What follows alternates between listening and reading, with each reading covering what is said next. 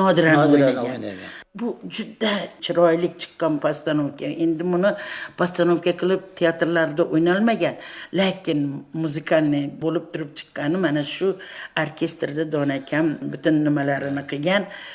Juda bir qancha ashulalarini maroq bilan.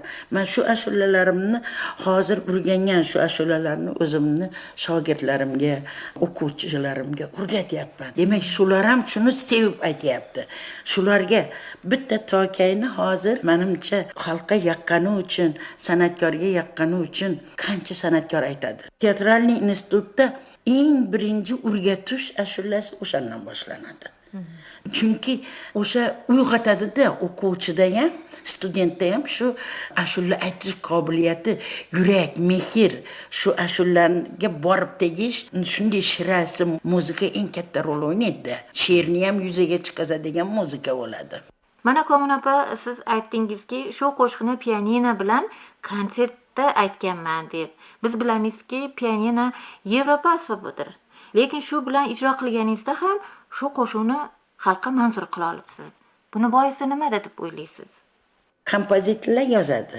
Shuni kompozitorning notasiga qarab aytmasdan, shu notada pianinoda notani o'zini beradi. O'zingdan ham jilo qo'shsang, yurakdan, o'sha ashula ro'yobga chiqadi. Ko'ringandek qilib bu yerda kompozitorning aybi yo'q. Endi o'sha ashulachining ham o'zida ham she'rga berilishi kerak. Ey sohibi dil, buni ham qancha meni shogirdlarim aytadi. Undan tashqari bu ham teatralniy institutni birinchi ham vokalda o'rgatyapti, ham meni o'rgatyapman. So'z bilan muzika monand kelganda. Men o'ylayman hali yoshim anchaga borsa ham, pensiyaga chiqsam ham hali yana davom qilib ashulalarini aytaman degan umiddaman.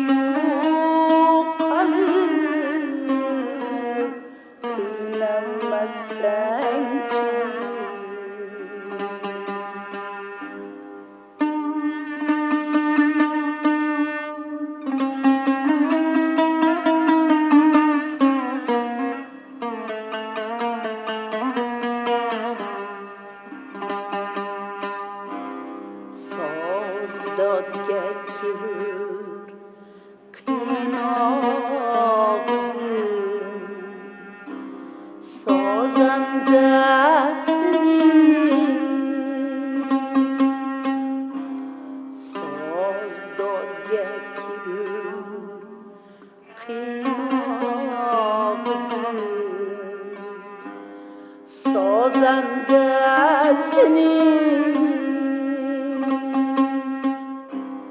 sozamda misol qalbni cholib qiynamasanchi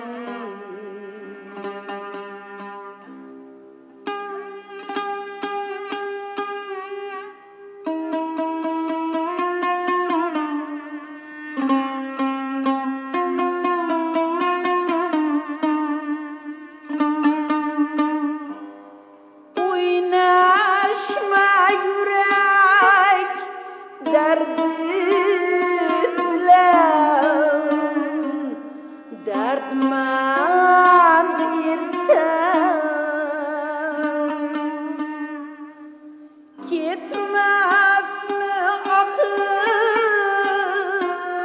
umut alıp kıynamasanchi